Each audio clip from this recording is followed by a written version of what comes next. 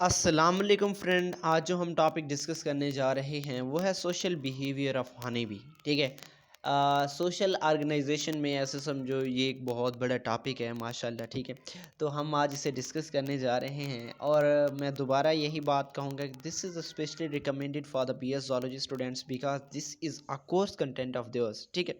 तीसरे सेमेस्टर में या पाँचवें सेमेस्टर में ऐसे समझो कि उसी जो है ना बीएस जोलॉजी में 4 ईयर्स में ये अक्सर पढ़ाया जाता है। ठीक है, तो this is a specially recommended for that. और बाकी जितने भी स्टूडेंट्स हैं उन सब के लिए आई थिंक ये वैसे तो हर जगह पे आजकल ये नॉलेज आम हर जगह पे है। ठीक है। इनका यानी हनी भी है, आप प्रैक्टिकल्स में पढ़ते रहते हो। ठीक है, मुख्तलिफ प्रैक्टिकल्स में फर्स्ट ईयर सेकेंड ईयर में। ठीक है, तो मैं यही समझता हूँ कि this is an important topic. ठीक है, आज हम इसको हनी बी को डिस्कस करेंगे। ठीक है, कि हनी बी है, ठीक है, उसकी कितनी टाइप्स होती हैं और वो किस तरह से अपने इन्वायरमेंट में बिहेव करते हैं, उनके क्या वर्क होते हैं, हम इस सब चीज़ों को डिस्कस करने जा रहे हैं। Let's move toward the topic. तो social behaviour of honey bee. Social organisation of honey bees is established by living of all individuals within colony and they show mutual cooperation. ठीक है, among the members of the colony and exhibit overlapping generation। अब इसमें वो ये कह रहा है कि जो जितनी भी यानी हनी बीज हैं, ठीक है, वो एक कॉलोनी में रहते हैं और कॉलोनी में रह के वो क्या करते हैं, सोशल ऑर्गेनाइजेशन इस्टेब्लिश करते हैं, सोशल ऑर्गेनाइजेशन कैम करते हैं।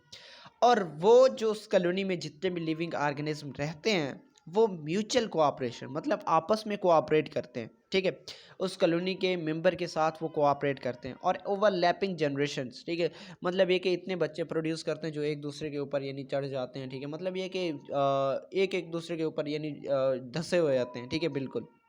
ठीक है, तो यानी इतनी तादाद में जो ना वो बच्चे प्रोड्यूस करते हैं। At least there is a division of labor among the different types of honey bees in the colony or hive। उस छत्ते में या कॉलोनी में जितने भी ऑर्गेनिज्म होते हैं, ठीक है, वो उनमें काम की तकसीम पाई जाती है कि उसने ये काम करना है, उसने वो काम करना है, उसने वो काम करना है। ठीक है, डिफरेंट फॉर्म और types of insects having a particular function in the colony are called castes. ठीक है, अब डिफरेंट फॉर्म्स होती हैं, डिफरेंट टाइप्स होती हैं उनकी। ठीक है, और हर कोई क्या करता है उस कॉलोनी में एक स्पेसिफिक फंक्शन काम करता है, एक स्पेसिफिक फंक्शन सर अंजाम देता है, तो उसे हम क्या कहते हैं, केस्ट्स कहते हैं। तो अब केस्ट सिस्टम कितना होते हैं, ठीक है, देखो थाउजेंड्स ऑफ बीज यानी 50,000 से 1 लाख या उससे भी ज़्यादा जो ना एक हाइव में एक छत्ते में रहते हैं। ठीक है, और हनी बीज। ठीक है, और उनके 3 डिफरेंट फॉर्म्स हैं, एक होता है वर्कर, दूसरा होता है ड्रोन्स और तीसरा होता है क्वींस। जो वर्कर होता है वो इनफर्टाइल होता है, इनफर्टाइल फीमेल्स। ठीक है, मतलब ये कि वो बच्चे प्रोड्यूस नहीं कर सकती। ठीक है, और अगला है ड्रोन्स। ड्रोन्स होता है मेल और ये हिप्लाइड होता है। ठीक है, और उसके बाद जो ना क्या होता है कि क्वींस वो क्या होती है, फर्टाइल फीमेल्स होती है जिसने एग्स दे के बच्चे प्रोड्यूस करने होते हैं। ठीक है, तो लेट्स मूव। ठीक है, ये देखो ये एक मिनट। हाँ, ये क्या है, ड्रोन है, ये मेल है, ये क्वीन है जो कि जिसने रिप्रोडक्शन को आगे बढ़ाना होता है, और ये क्या है, वर्कर है जो कि स्ट्रॉयल फीमेल है। ठीक है, इनफर्टाइल है, बच्चे प्रोड्यूस नहीं कर सकती। तो पोलीमार्फिज्म क्या है, phenomena of existence of several morphological forms with separate function in a species. किसी स्पीशीज़ में, ठीक है, मुख्तलिफ़ किस्म के मुख्तलिफ़ शक्लों में मुख्तलिफ़ अशकाल में पाया जाना। ठीक है, और हर जो स्पीशीज़ का मेंबर है, जो मुख्तलिफ़ किस्म के जो फॉर्म्स हैं, मॉर्फोलॉजिकल फॉर्म्स हैं, वो एक सेपरेट फंक्शन सर अंजाम देते हैं। ठीक है, तो इस अमल को हम क्या कहते हैं, इस फेनोमिना को क्या कहते हैं, पोलीमॉर्फिज्म कहते हैं। ठीक है, अगर हम बात करें हनी बीज की, तो ये जो ना ये well known social and polymorphic insects हैं। ठीक है, both queen and workers are female and diploid. जो क्वीन और वर्कर हैं दोनों क्या होती हैं, फीमेल होती हैं और डिप्लाइड होती हैं। और जो ड्रोन होता है वो क्या होता है, मेल और हिप्लाइड होता है। अ स्ट्रॉन्ग और healthy colony is called when maximum number of worker is found in the colony. एक यानी स्ट्रॉन्ग कॉलोनी किस वक्त बनता है, हेल्दी कॉलोनी किस वक्त बनता है, जब फीमेल्स की तादाद, जो फीमेल्स हैं वो मैक्सिमम नंबर में मौजूद हैं। ठीक है, अब हम क्वीन को स्टडी करते हैं, वन बाय वन को अलग अलग से स्टडी करते हैं। ठीक है, देखो जो एक पूरी शहद मक्खी का छत्ता है, ठीक है, हाइव है, उसमें इसका बड़ा रोल होता है क्वीन का। ठीक है, और पूरे छत्ते में एक ही क्वीन मौजूद होता है, ठीक है। 50 हैं, 1 लाख है ना, तो उसमें 1 लाख 20 हैं, तो उसमें से क्वीन सिर्फ एक ही होगा। Generally a single matured queen is present in each hive, single queen मौजूद होता है। The size of queen is nearly 2.5 times longer than that of worker bee. अब वर्कर बी से इसकी जो साइज है वो 2.5 टाइम्स लॉन्गर है, ठीक है। If it is characteristics by long tapering, और इसकी जो ना लॉन्ग टैपरिंग एंड्स होती हैं, देखें ये जो ना यहाँ आपको नजर आ रहा है, ठीक है, लॉन्ग टैपरिंग एंड होते हैं। Well proportion body, short and golden coloured wings and coloured of legs, ठीक है। अब इसकी जो लेग्स की कलर है ये क्या होती है, गोल्डन टाइप, और इसकी जो फिन्स की कलर है वो गोल्डन टाइप होती है। And there are 2.8 times heavier than that of worker bees. अब ये वर्कर बी से कितने 2.7 टाइम्स हैवियर होते हैं, मतलब वजनी होते हैं। तो यहाँ से आपको साइज़ का भी पता चल जाएगा, ठीक है, कि ये वर्कर है, इसकी साइज़ इतनी होती है। ये देखो, ये ड्रोन है और ये क्वीन है। क्वीन की साइज़ तकरीबन 2 सेंटीमीटर होती है, ठीक है। उनकी जो ना ऐसा समझो 1.5 सेंटीमीटर के करीब मेंशन होगी। देखें, अगर ये उन्होंने शो किया हुआ है, ये देखो, ये क्या है, 1 है, 1 से थोड़ा सा यानी जो है ना बड़ा है ड्रोन, और वो उसकी साइज़ क्या होती है, छोटी होती है थोड़ी, ठीक है। लेंथ की बात करो। उसके बाद हम डिस्कस करने जा रहे हैं आज development and reproduction of queen. तो function of queen is reproduction and lay out 1000 to 2000 eggs every day depending upon the seasonal variations and seasonal factor. Seasonal variations और सीजनल फैक्टर्स की बेस पे कि मौसम किस तरह का है, किस तरह की उसमें तब्दीलियाँ आ रही हैं, इन सारी चीज़ों को मद्देनज़र रखते हुए तकरीबन 1000 से 2000 अंडे वो डेली प्रोड्यूस करती है, ठीक है। एंड एग्स में बी फर्टिलाइज्ड और अनफर्टिलाइज्ड, और एग जो है ना वो फर्टिलाइज्ड हो भी सकते हैं, नहीं भी हो सकते, depending upon the type of food supplied to the newly developed larva. अब देखो यहाँ क्वीन ने किस वक्त बनना होता है, यानी क्यों क्वीन किस तरह से बनता है, ये उस लार्वा पे डिपेंड करता है, ठीक है। जो लार्वा बना है, ठीक है, उसको अगर वो फूड यानी ज़्यादा दे रहे हैं, ठीक है, यानी उसे फूड दिया जा रहा है, ठीक है। वैसे तो वैसे तो जो ना जो लार्वा है वो जो ना अगर वो फर्टिलाइज्ड हो गया है, तो या तो वो किस में डेवलप होगा, क्वीन में डेवलप होगा, या तो किस में डेवलप होगा, वर्कर में। अगर वो एग अनफर्टिलाइज्ड हुआ है, मतलब यानी वो नहीं हुई है, फर्टिलाइजेशन नहीं हुई है उस एग की, तो वो पार्थिनोजेनेटिकली किस में प्रोड्यूस हो जाता है, मेल में, ठीक है। पार्थिनोजेनेटिकली वो किस में कन्वर्ट हो जाता है, मेल में। The queen deposits each egg in a cell prepared by the worker bees, ठीक है। अब क्वींस जो एग प्रोड्यूस करती है उसको मज़ीद जो ना किसका काम होता है, वो वर्कर बीज का काम होता है कि वो उसको डेवलप करते हैं, उसकी देखभाल करते हैं, ठीक है। देखो, यही हमने बात उधर की थी कि जो बीज है उसने एग दिए, ठीक है।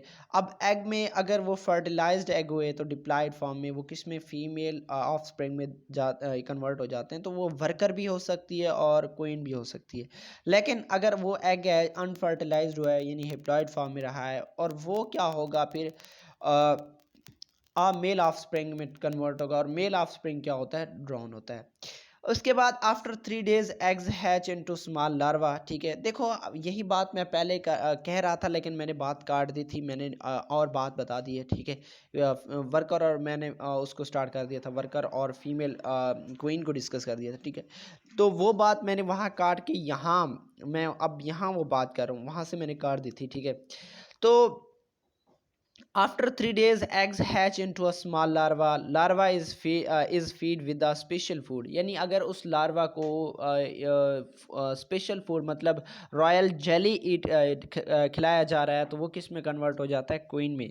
The royal jelly is high proteinaceous substances produced by hypopharyngeal glands of workers. अब ये जो वर्कर्स के हाइपोफेरेंजियल ग्लैंड्स हैं, वहाँ से ये प्रोड्यूस होता है, ठीक है।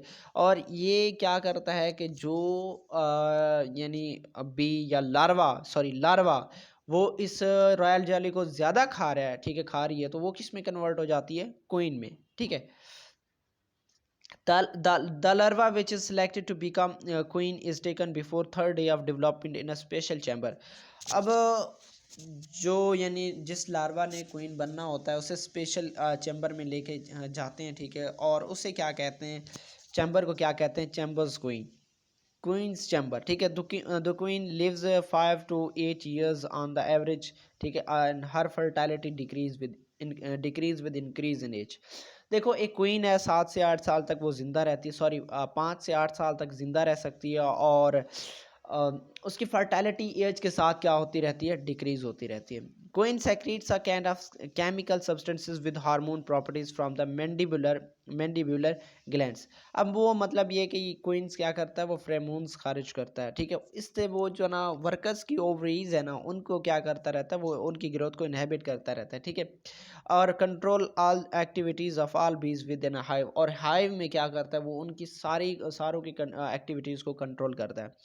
यहाँ उसने मैंडिबुलर ग्लैंड से क्या किया है, एक केमिकल सेक्रेट किया है, जिसे हमने किसका नाम दिया, फ्रेमून्स का। वो फ्रेमून्स क्या करता है, उनकी ग्रोथ को क्या कर रहा है, रोक रहा है। किसकी ग्रोथ को, वर्कर वर्कर की ग्रोथ को क्या कर रहा है, वो रोक रहा है, ताकि जो ना उनमें ओवरीज जो ना डेवलप ना हो, ठीक है। अगर उनकी ओवरीज डेवलप हो गई तो वो तो फिर फीमेल क्वीन में डेवलप हो जाएंगी, तो उनकी उनकी ओवरीज की प्रोडक्शन को, उनकी ओवरीज की डेवलपमेंट को उसने रोकना है। और जो ना जितने भी वर्कर्स हैं उस छत्ते में, उनकी एक्टिविटीज़ को क्या करता है, कंट्रोल करता है। She can attract workers toward the queen and stimulates the worker to build up wax cells for the worker bees and drones, but preventing the building of queen cells. तो मज़ीद यानी वो जितने भी workers हैं, ठीक है, उनको ये ऑर्डर ऐसे समझो कि वो फेरोमोन्स ऐसे केमिकल सेक्रेट करते हैं जिसकी मदद से वो जो ना वर्कर सेल्स और क्या ड्रोन सेल्स बनाते हैं, यानी छत्ते छत्ते में जो सुराख होते हैं उन्हें बनाते हैं वर्कर और ड्रोन के लिए, ना कि किसके लिए, क्वीन के लिए, ठीक है। क्वीन के लिए वो डेवलप नहीं होने देती, एक ही क्वीन रहेगा। When the queen becomes matured, she leaves the hive with some drones, ठीक है। जैसे यानी वो मेच्योर हो जाती है, वो ड्रोन्स के साथ क्या कर सकती है, यानी नेप्चुअल फ्लाइट्स बनाती है, नेप्टियल फ्लाइट्स बनाती है, फ्लाइट्स बनाती है, ठीक है। तो उसमें क्या होता है कि वो जो है ना वो मेट करती है, और 15 से 20 टाइम जो है ना क्वींस क्या करती है, ड्रोन के साथ मेट कर सकती है। और दूसरी बात हम आगे जाके डिस्कस करेंगे, जो ड्रोन होता है, ठीक है, वो मेटिंग के बाद डाई हो जाता है, ठीक है। The queen after copulation returns in her old hive and she is looked after by nurse, ठीक है। जैसे ही मीटिंग हो जाती है तो जितने नर्स वर्कर्स होती हैं, ठीक है, नॉन एज हर रिटीन्यू, ठीक है। तो उनको क्या, वो जो क्या होती हैं, नर्स वर्कर्स होती हैं, वो उसकी केयरिंग करती हैं, ठीक है। तो ये लाइफ साइकिल देखो ज़रा, ठीक है। उस लाइफ साइकिल में ये देखो कि ये जो ना यहाँ से है, ठीक है, उसने एग दिए, ठीक है। एग देने के बाद वो लार्वा में कन्वर्ट हुआ। लार्वा में हमने बात की थी after 3rd day of larva क्या होता है, ठीक है। अगर उसे क्वीन में डेवलप होना है, ठीक है, तो वो क्या करेगा कि जो ना उसे रॉयल जेली खिलाएंगे, और स्पेशल जगह यानी क्या होता है, क्वीन चैम्बर, उसमें लेके जाते हैं, उसकी वो करवाते हैं, लुकिंग ऑफ टेक केयर करते हैं, ख्याल करते हैं। उसके बाद ये देखो, ये लार्वा 10 डेज़ का है और ये 14 डेज़ का, इस तरह से हो जाता है, और फिर क्या बनता है, प्यूपा बन जाता है, यानी लार्वा प्यूपा में कन्वर्ट होता है। ये 14 डेज़ प्यूपा है, ये जो ना कितने 21 डेज़ प्यूपा है। और प्यूपा से क्या बनता है, जब एडल्ट बनता है, एडल्ट क्या करता है, अपने यानी उस जो वो होता है उससे यानी बाहर निकल जाती है, ठीक है। तो ये था हमारा आज का पार्ट 1। इंशाल्लाह हम पार्ट 2 को भी डिस्कस करेंगे, 3 से 4 लेक्चर बनेंगे इसके, ठीक है। मैं 1 बाय 1 एक एक लेक्चर को क्या करूँगा, आपको डिस्कस कर दूँगा। इंशाल्लाह मिलते हैं नेक्स्ट वीडियो में।